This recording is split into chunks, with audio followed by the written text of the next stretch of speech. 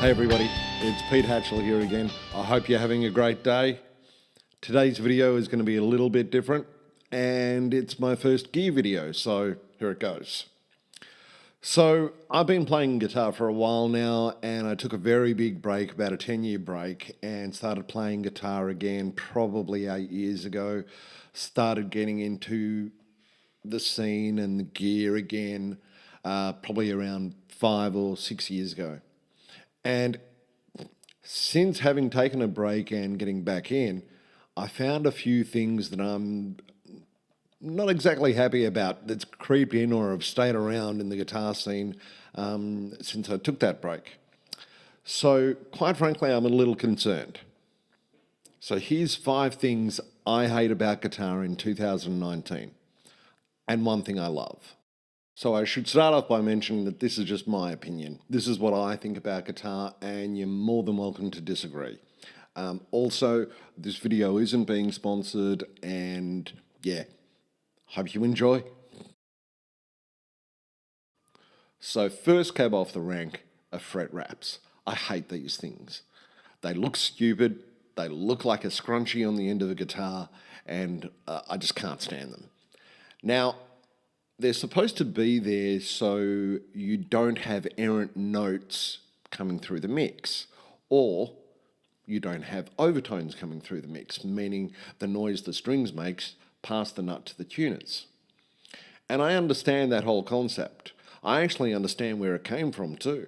Back in the 80s and 90s and probably before that, when you used to go into a studio, we did used to use gaffer tape or some kind of piece of cloth at the end of the nut when we recorded guitar.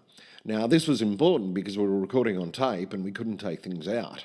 So errant notes were bad, obviously, and some guitars would have louder overtones than others, and this solved that problem.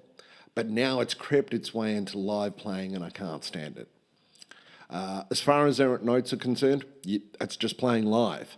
As far as overtones are concerned, you're not going to hear an overtone at a pub gig, you're not going to hear an overtone at a large club gig, and you're certainly not going to hear an overtone at a stadium gig. So, yeah, I just think they're kind of pointless. Solution? Nobody hears overtones, and don't hit errant notes.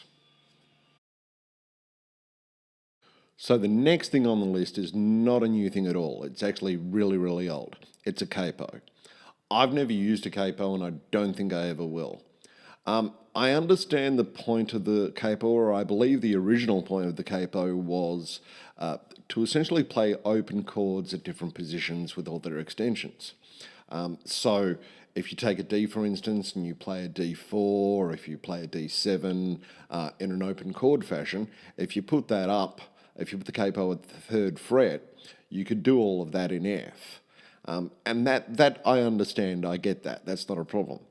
But it seems that everybody that I see playing an acoustic guitar nowadays, every new song they play, they move the capo to wherever they do, and they play an E chord, which ends up being a G chord, or they play a D chord, which ends up being an F chord, and it just baffles me. I actually even once, while researching a song, saw a guy use a capo, and I was really confused until I understood that he'd actually tuned down his guitar a whole step and then put the capo at the 2nd fret, essentially shortening the scale of the guitar. I didn't get it. I still don't get it. I'll never use one. And it's still one of the things that irritates me in guitar after all these years. Solution? Learn more chords. Now the next thing we've got are boost pedals. I know they've been around for a very, very long time and people have used them for that time as well. But it seems as though in the last probably 10 years they've had a bit of a resurgence. And there are heaps of these things on the market. Now, I've got 3 problems with boost pedals. The first problem is they either do nothing but boost the volume of your sound, or 2, they boost the volume of that sound and then colour that sound depending on what the manufacturer decides. And 3, people always keep them on, which I don't understand.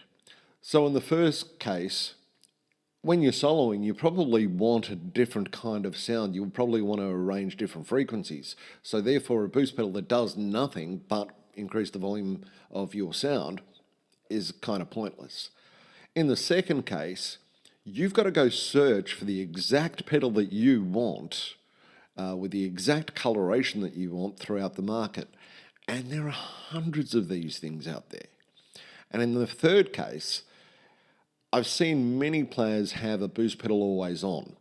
And I sort of get it. You know, you get your amp sound, you get your drive sound, then you put your boost pedal on and it sounds fantastic because everything is enhanced. But the problem with that is that you've got nowhere to go. You've got to put another pedal on the end of the chain to boost your sound again for when you come to solos and you go back to the start. So I'm not a fan of these things. I really don't like them. I did a lot of research before I came up with my solution, and yeah, it was just too much. Solution? Go buy yourself an EQ.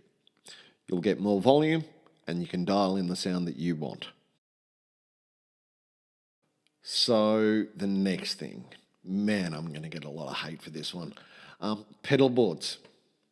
I've been to pub gigs where, you know, the guitarists have pedalboards with 12, 14 pedals on them. They've got MIDI switches, they've got switching systems, they've got Strymons, they've got all this weird stuff that, quite frankly, I don't believe they use a lot. And I suppose the only exception to this rule is, you know, someone like John Mayer. And I love John. John's a great player and I listen to him all the time. And he's got a huge pedal board. Now, if I was in his position, I don't know if I'd do the same thing. I probably wouldn't because I'm not that kind of a guy.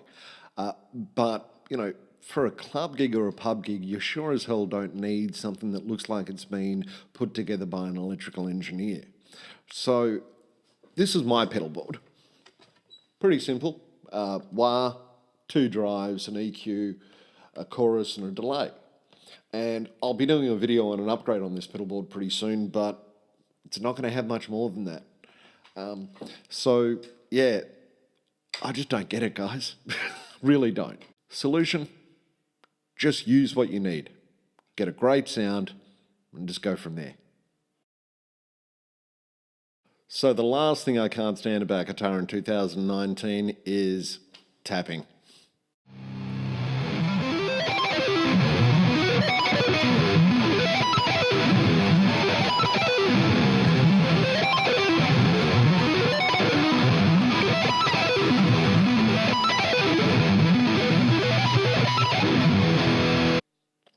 I can't do it. I'm crap. I feel very inadequate actually about it. Solution? I don't know.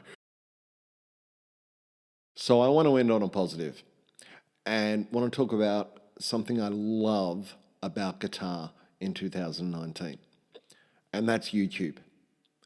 It's an amazing resource. For guitarists and musicians alike, it's just a great thing to go to for research, connecting with people, putting your music out there. It's just amazing. I myself have used it on for research for gear, as well as finding out how people play different songs in different styles and get ideas from that. I've also found it really useful in discovering musicians that I would never have normally seen or heard of. And I'll be doing a video on a few of those musicians a little later on. But yeah, YouTube is awesome for me. I get to connect with you guys. You get to connect with me if you want to. And yeah, I just love it. I think it's awesome. So there it is. 5 things I hate about guitar and 1 thing I love in 2019. I hope you enjoyed it. Once again, it's just my opinion. It's how I roll. If you have any comments or want to enter in the discussion, leave a comment down below. I'll have a new video out pretty soon. It's going to be a little bit different again. I think you're going to enjoy it. Until then, peace and love. Catch.